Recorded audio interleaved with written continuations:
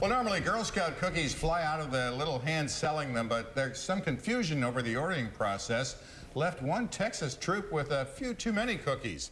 The group's leader was eager to order enough boxes, just enough boxes, for the 5 girls in the troop to sell. What was supposed to be 500 individual boxes turned out instead to be 500 cases, each case containing 12 boxes. So that brings the grand total to 6,000 boxes. The 5 little girls did a great job selling all but 49 cases. That's more than $2,000 worth of cookies, a debt that has to be paid by June 3rd.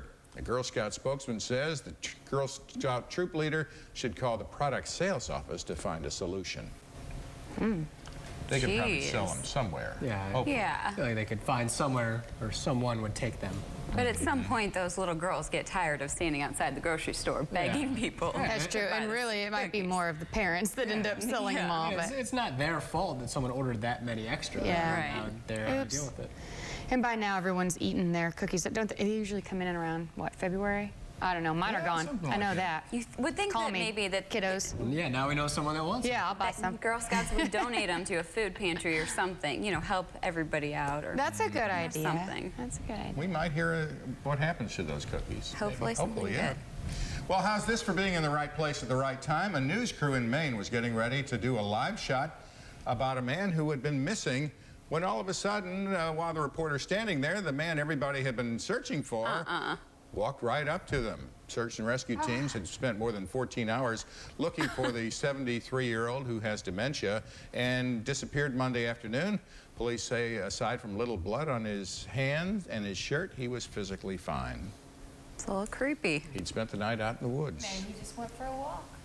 And he lost his but way. Look at that. But it's funny to watch the reporter. The reporter's kind of getting ready. He's like, and he whoa. sees something going on, and there he is. So. Interesting. Well, problem solved, but the story is a little shot from that point. Kind of changed no the more stand-up search. he was planning. Yes. But it's good to see that he's okay, and he just walked right up. Scoop. It's like after the tornado when that dog came out. That's what I was actually just happens picturing. to be able to catch it on camera. Yep. Awesome. Yep.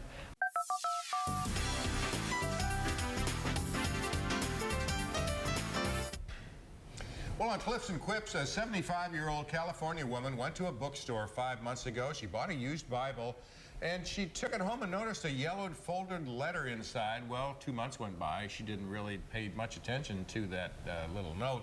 But it turned out that she took a closer look at it, and it was an essay that she herself wrote 65 years before to earn a Girl Scout merit badge. It was in her hometown of Covington, Kentucky, but that was more than 2,000 miles away from where she's currently living. So she doesn't know what the story is. She's trying to find the owner, the original owner of the Bible, and wondering how that person ended up with her essay and why they saved it. Talk about a complete full circle. I mean, pretty incredible. that is. So that's all completely random is what you're saying? Yeah, really. Well, maybe she bought the Bible because it looked familiar. I don't know. Something subconsciously spoke to her about it. What's that movie, Serendipity, where they're trying to find the certain book? Isn't that right? That movie? Jumanji? I think it's Serendipity. Is it black and white? So. Otherwise, I don't know. That's, I'm on the you like wavelength. Freaky Friday, and that's not black and Chick white. flick, Serendipity. Right. Got it. Thank you. Anyway. Zach just doesn't want to admit that he knows what But he that is. watches it all the time, every day, pretty much. Well, there was a major mix-up at the Miss Universe Canada pageant. Somehow, the officials, this has got to be a nightmare, they crowned the wrong beauty queen.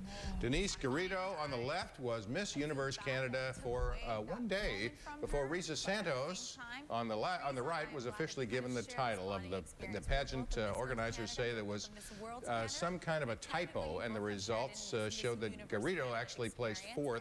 She's been asked to come back next year, but as a judge, because she's 26 now and she's too old to compete again.